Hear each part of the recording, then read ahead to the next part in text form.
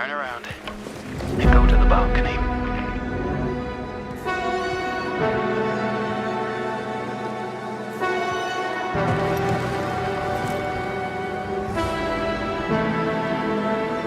What's up, survivors? Today we're doing a no bullshit, balls to the wall comparison of the Dying Light franchise. The Raw 2015 classic versus Dying Light 2, and now this nostalgic turd called Dying Light the Beast. Hi, I am ArkoMarko, and today I'm looking at the biggest nostalgic piss stain to ever crawl out of a zombie franchise. Back in 2015, it was simple. You, your pipe wrench, and freshly undead trying to chew your asshole out.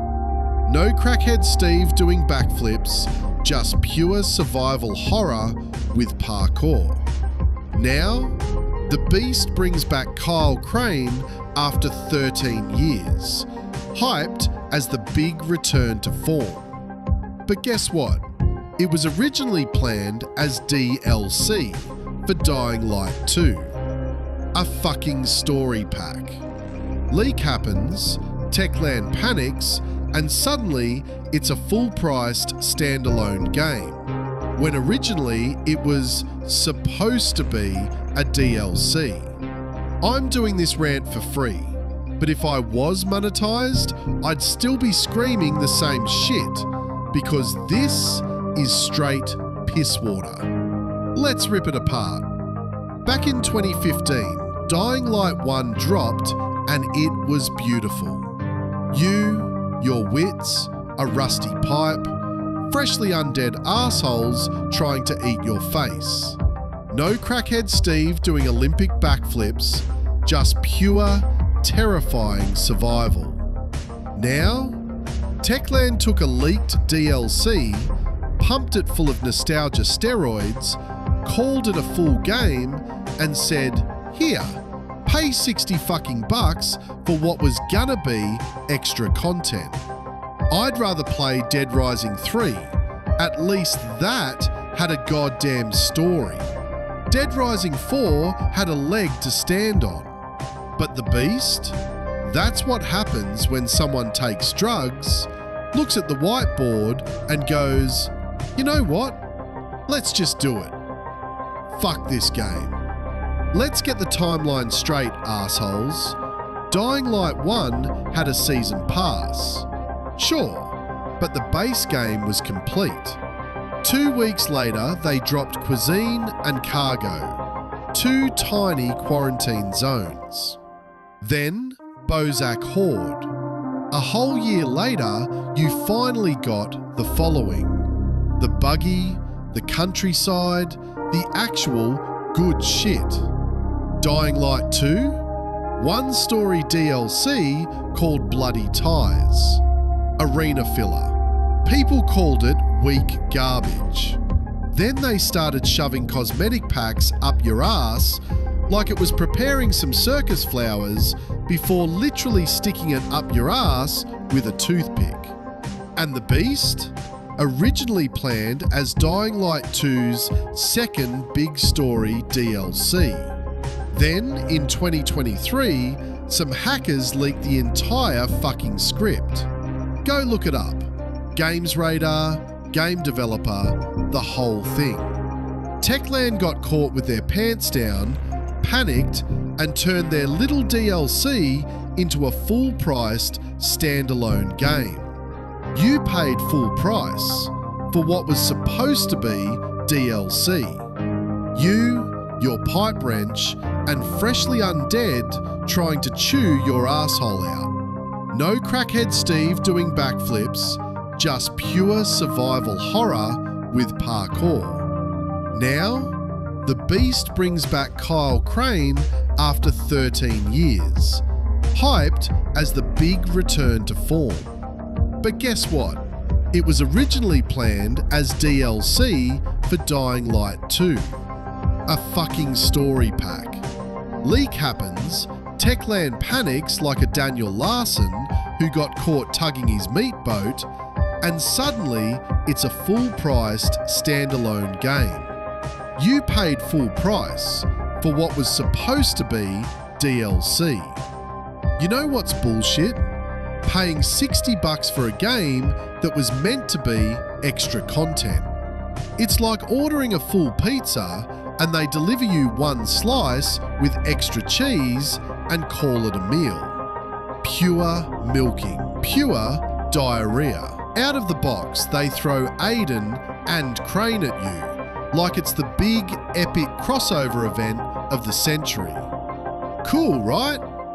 Wrong, you fucking morons. If they switched the roles, it might have made sense. Aiden meeting the legend of Haran. Instead, they drag Crane out after 13 years, a guy nobody's seen since the following, and do almost nothing with him. No real return to Haran, no quiet moment where Crane actually gives a shit about the friends he lost. Just a couple name drops and Spike for 5 minutes. Because it was originally DLC, the whole story feels like someone took drugs and went, you know what? Let's just do it. Crane opens the game saying, I'm dying. My body is shutting down. 5 minutes later, he's hulking out in beast mode, smashing hordes like the Hulk after drinking 10 Red Bulls. You know what's bullshit? Telling me the guy is dying, then making him an unstoppable rage monster with zero consequences. It's like your grandpa saying he's on his deathbed and then he suddenly starts running marathons and bench pressing cars. Zombies? Let's talk about the zombies because this is where it hurts the most. Dying Light 1 zombies were slow, scary, heavy. Volatiles at night made you shit bricks. You felt vulnerable. Those things were proper scary. You ran, you hid, you prayed you didn't make a sound.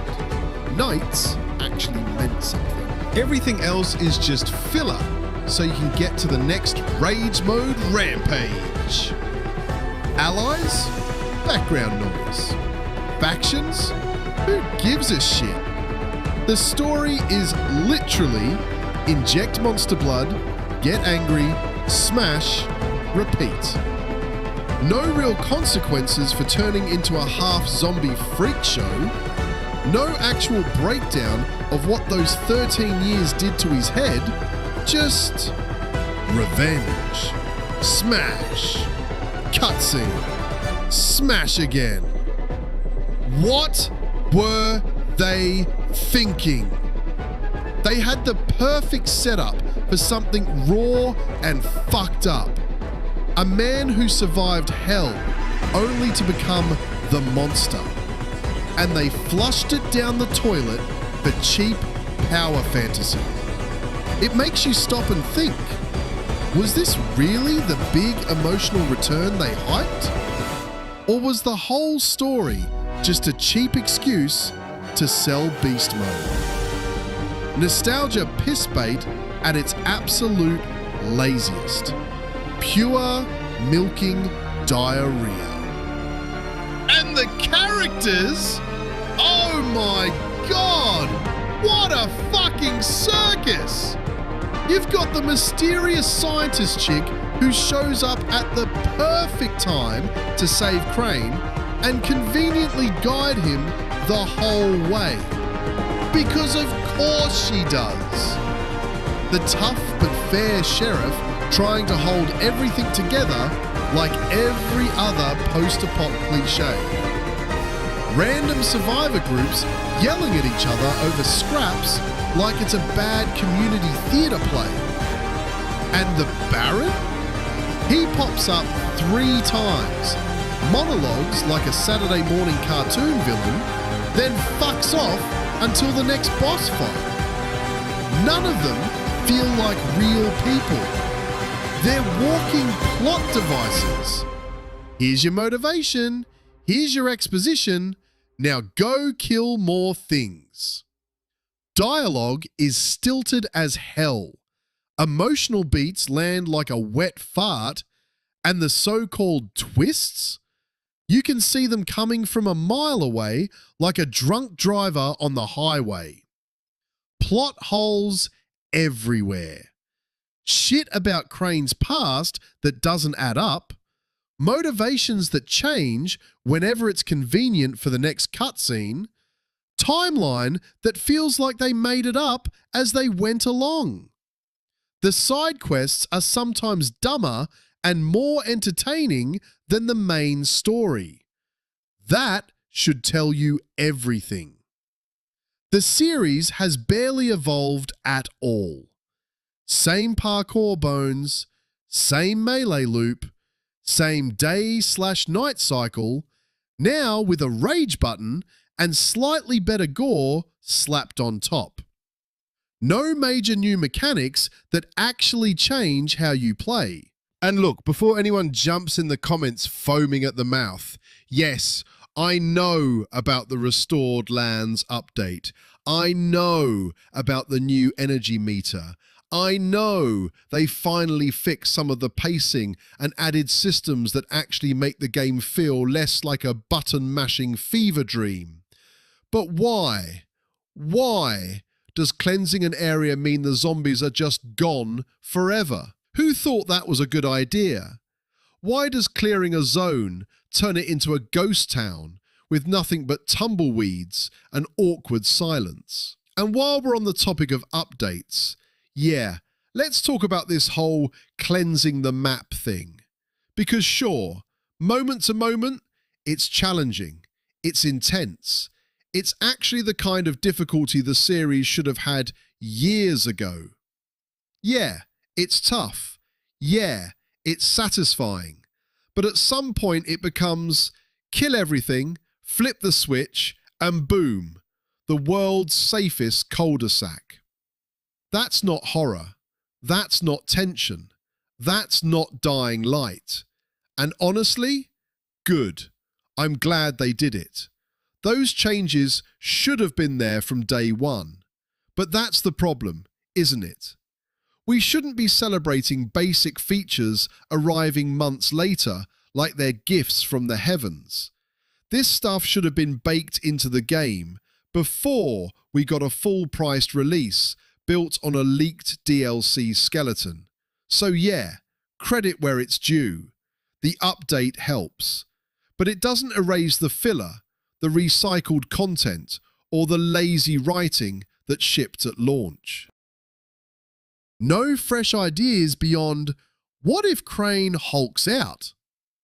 The story exists purely to justify the gimmick. The gameplay loop is the same one we've been running since the beginning, just with more polish on the surface and less soul underneath. You know what's bullshit? They had 10 years to innovate, to take real risks, to make something that felt like a genuine next step. Instead, they recycled assets, leaned hard on nostalgia, turned a leaked DLC into a full-priced game, and called it a return to form. This is nostalgia pissbait at its finest. They took the spark that made the series special and replaced it with safe, predictable, milking diarrhea. I'm fucking tired of it. No real consequences for turning into a half-zombie freak show. Just revenge. Smash. Cutscene. Bro, it's just filler content. Who cares about story? I just like smashing things. Stop complaining. It's fun. Philosophers of the apocalypse. Listen, if you genuinely enjoy the beast, good for you. But don't act like the filler isn't filler. Don't pretend the plot holes aren't big enough to park a bus in. Nostalgia. And for the love of Crane, stop glazing every design flaw like Techland is going to send you a Christmas card. But here's the thing nobody wants to admit, and the part Techland really doesn't want you thinking about. What if this wasn't the end of the franchise losing its soul, What if this was the beginning? And honestly, after everything I've said, after everything this franchise has put us through, there's still one thing that keeps me up at night.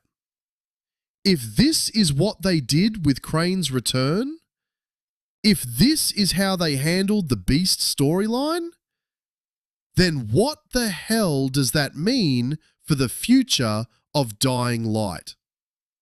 If this is how they handled Crane's return, if this is what passes for innovation now, then what does that mean for the future of Dying Light?